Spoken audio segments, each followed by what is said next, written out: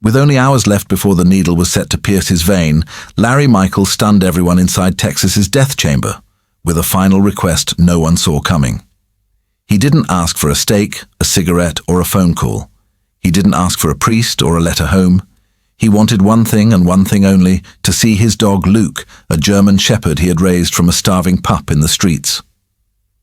The request rattled the prison walls. Guards exchanged puzzled glances.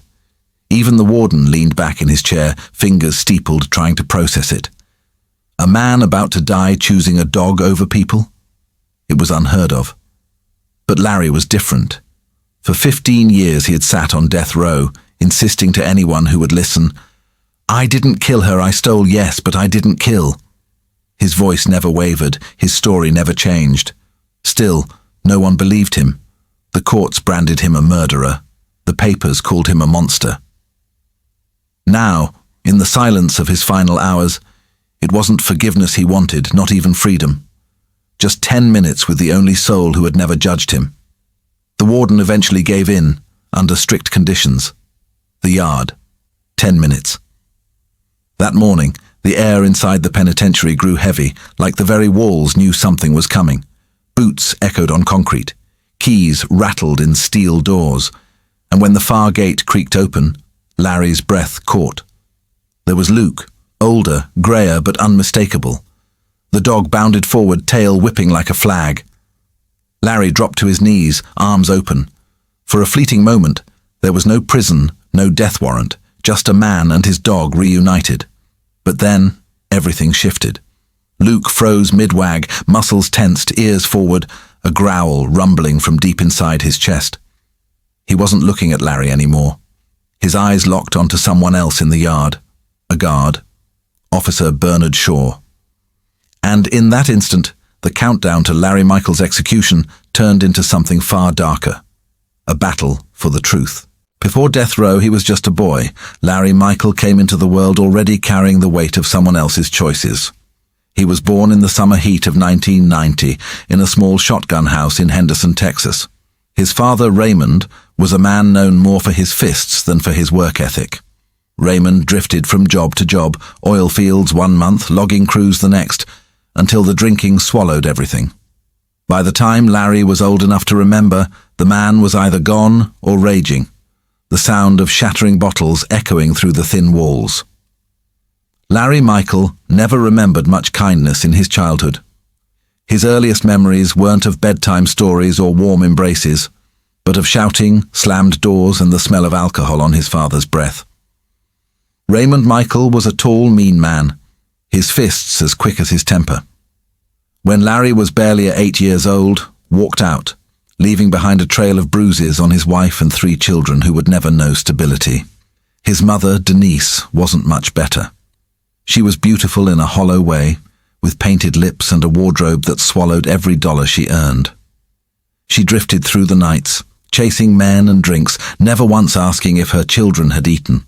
She wasn't a mother, not really, just a woman passing through their lives, her eyes always on the mirror, never on them.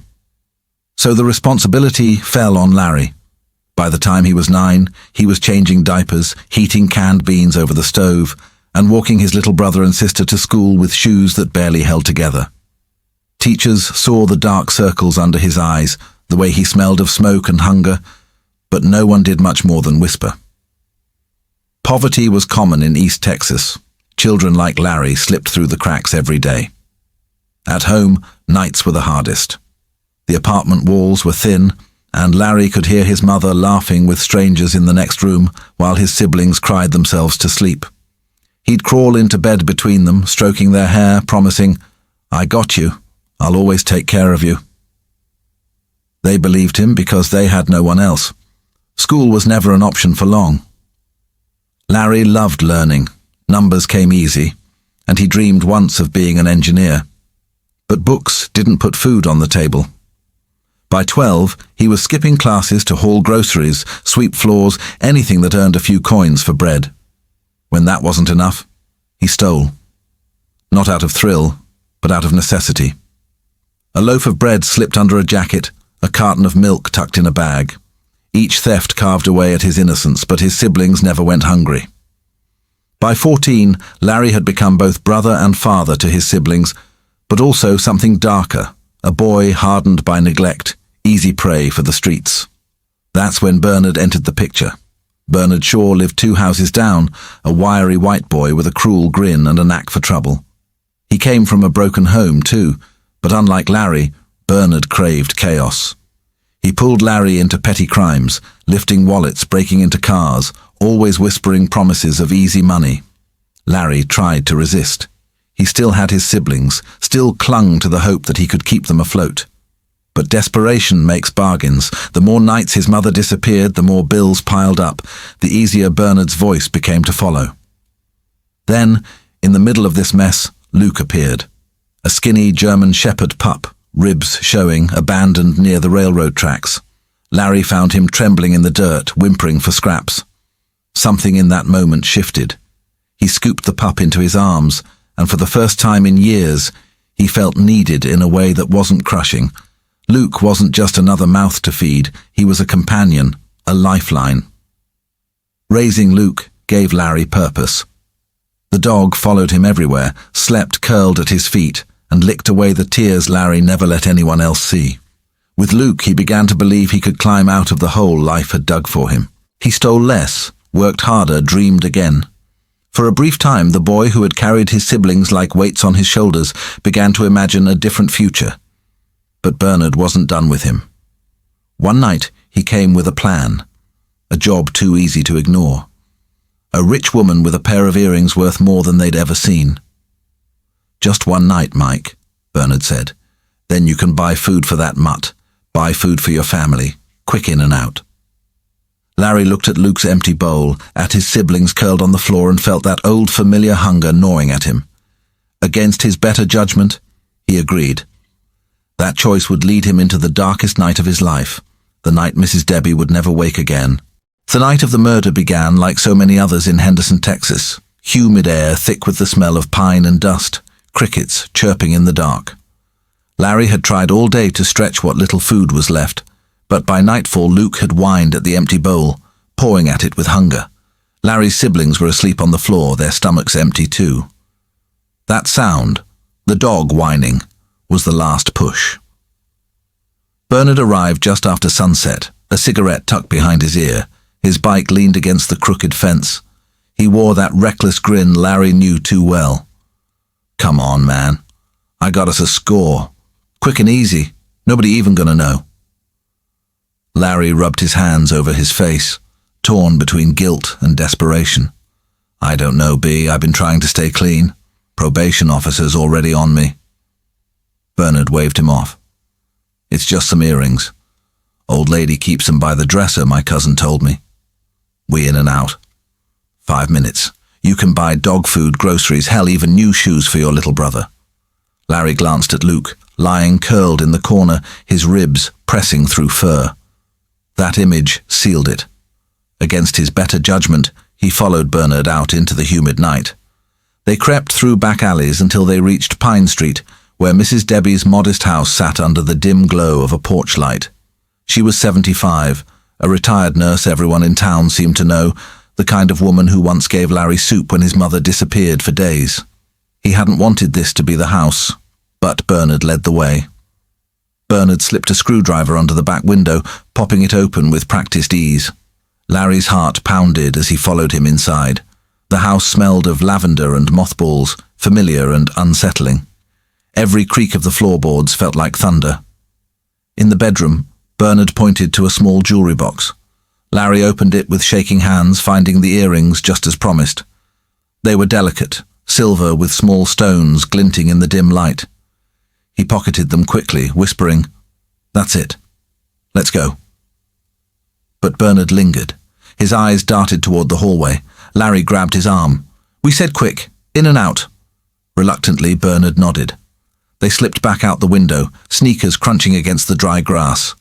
For Larry, that was the end of it.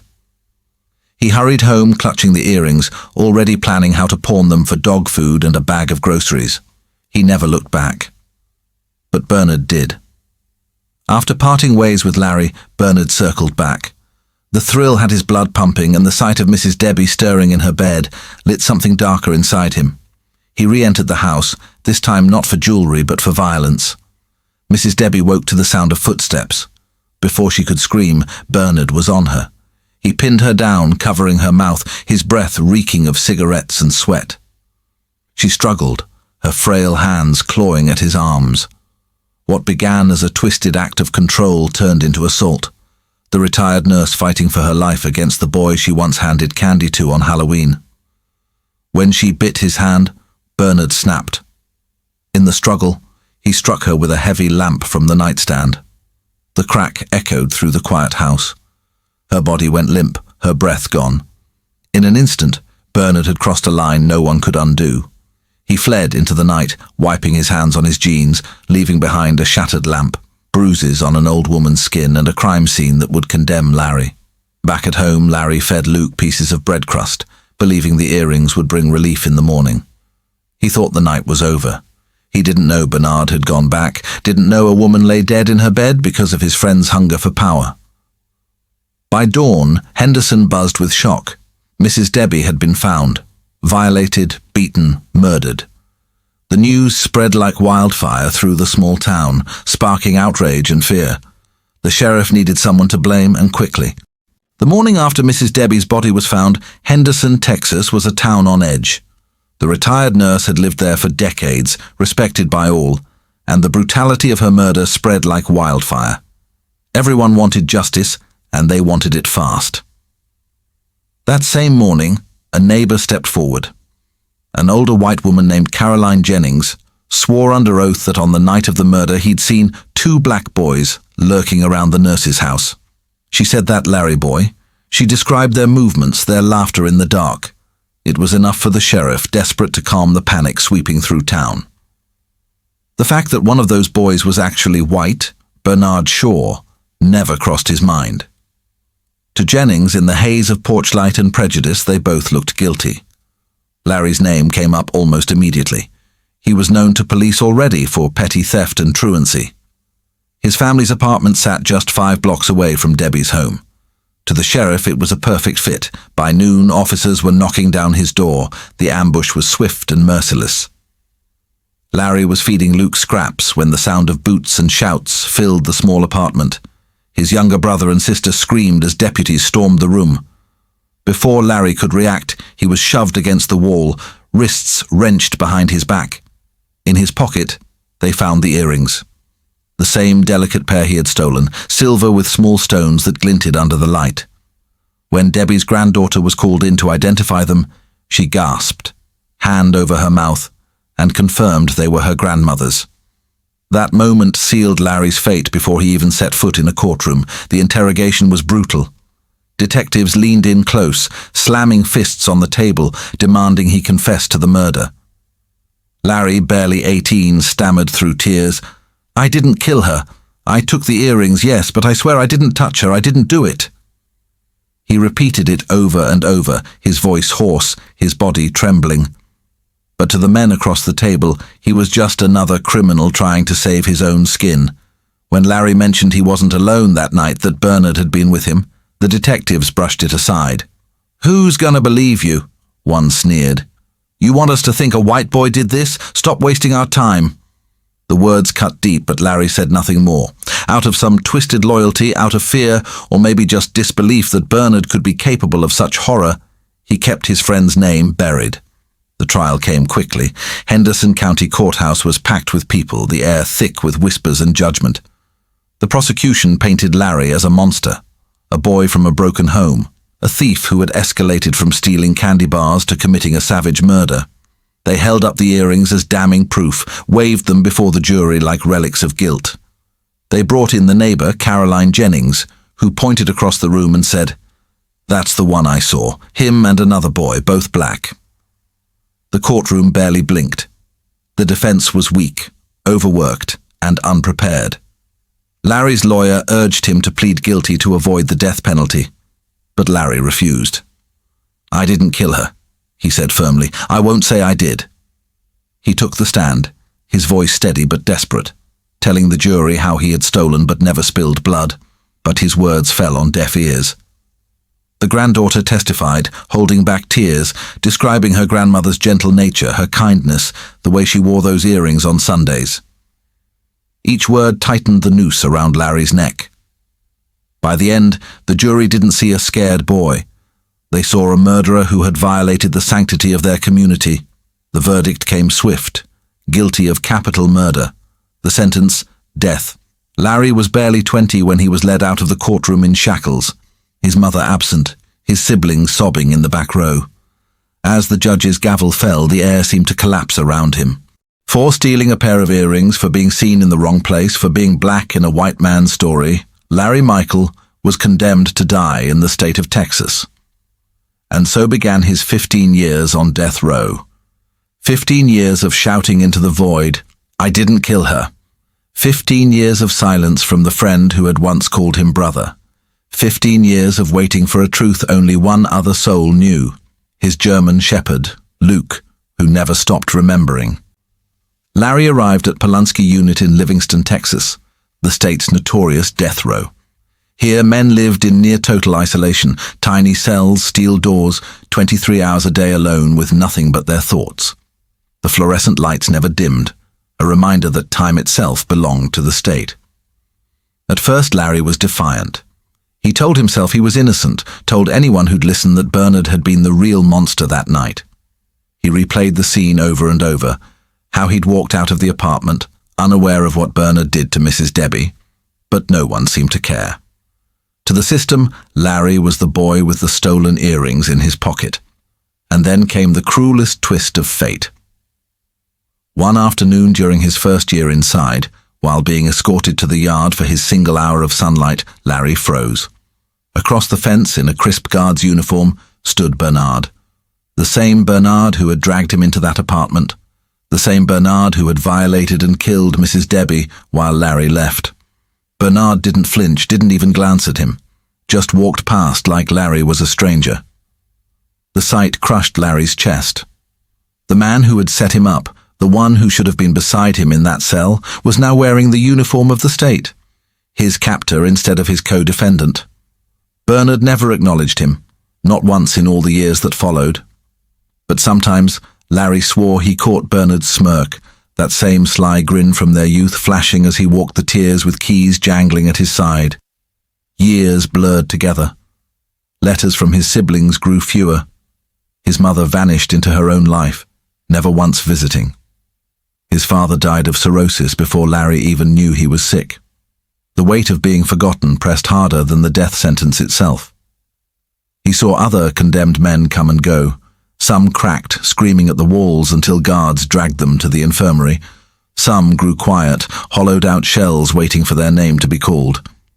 Larry watched as friends he'd spoken to at Chow were led away to Huntsville, strapped down and silenced by lethal injection. Each time the prison grew quieter, and Larry felt the shadow of the needle creeping closer. But he changed too. Somewhere in those endless hours, he picked up books, at first to escape, later to understand. He read Baldwin, Malcolm X scripture. He wrote poetry on scraps of paper, hiding them in envelopes. His words became the only proof he still had a soul. And through it all, Bernard remained. Years passed, but the man never left that prison job.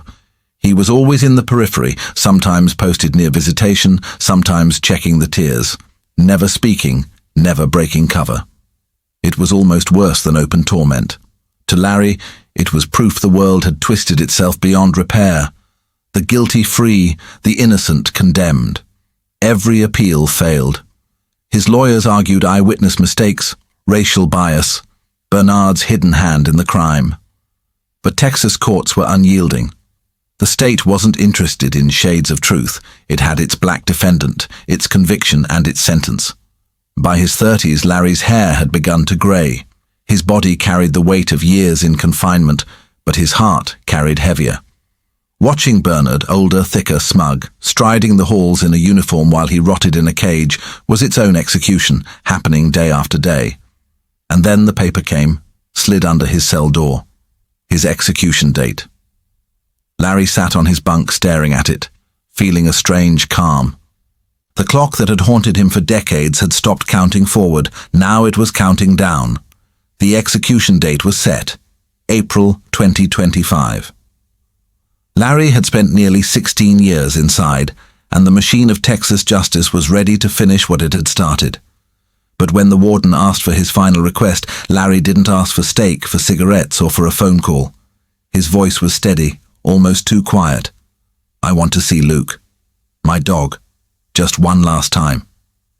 At first, there was laughter. Guards shook their heads. A dog in here? It was absurd. But Larry had no family visits scheduled, no last-minute letters. Luke was all he had left. The warden, after long deliberation, granted it under heavy supervision. 10 minutes, in the yard.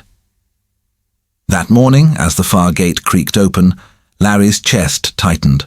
Luke trotted in, older now, grey across his muzzle, but still carrying the proud stride of the German shepherd Larry had raised from a pup. When the leash loosened, the dog bounded forward, colliding with Larry in a wave of fur and pent-up years. Larry buried his face in Luke's neck, whispering, "I'm here, boy, I'm here." But then Luke froze. His head lifted, his ears angled. A low growl vibrated from his chest, his eyes locked, not on Larry, but on a man standing along the fence line, Officer Bernard Shaw. The growl deepened, sharper, until Luke's teeth flashed. Guards tensed, shouting, "You'll control your dog!" But Larry's hand on Luke's fur only confirmed what he already knew. Luke never growled without reason. The warden, watching from above, frowned. Bernard shifted uneasily, his jaw tight, and then walked off. But the damage was done. The moment clung to everyone in that yard like smoke. That night, Ramirez, one of the few guards who'd shown Larry kindness, slipped into his cell block. "Funny thing," he muttered. "Your dog didn't just growl, he barked like he recognized him. Why?" Larry hesitated. His old code, never snitch, never name names, was heavy. But he finally said it. "Bernard was with me the night Mrs. Debbie died." The words set fire to the air. Ramirez reported it up the chain, and for once the system hesitated. The governor issued a 10-day stay of execution, citing emerging evidence. Investigators reopened the file. With new forensic tools, they re-examined the crime scene photos. They found something that had been dismissed, a bloodied wrench hidden in a crawl space beneath Mrs. Debbie's porch. Traces of DNA clung to the handle, DNA that matched Bernard Shaw. It unraveled fast after that. Records showed Bernard had never disclosed his connection to Larry. Witness statements, once vague, now made sense. One neighbor had told police they saw 2 black boys near the house that night. But Bernard wasn't black, he was white. Their testimony had been bent by bias, erasing the truth. When Bernard was questioned, he denied everything. But the dog had been right. Luke had recognized the scent, and the DNA was undeniable. Bernard had circled back after Larry fled, sexually assaulted Mrs. Debbie, and killed her to silence her. In July 2025, the state of Texas dismissed all charges against Larry Micheal. At 35, he stepped out of Pulaski unit a free man. Luke wagging at his side, both of them walking into sunlight that didn't taste like steel. The district attorney announced Bernard Shaw would face trial for capital murder. Prosecutors vowed to seek the death penalty. Larry, once the boy abandoned by his parents, betrayed by his friend, and condemned by the system, was finally vindicated, not by courts, not by lawyers, but by the loyalty of the only soul who had never doubted him. Luke had remembered. Luke had spoken in the only language he knew, barks and growls, and that was enough to crack the silence of death row.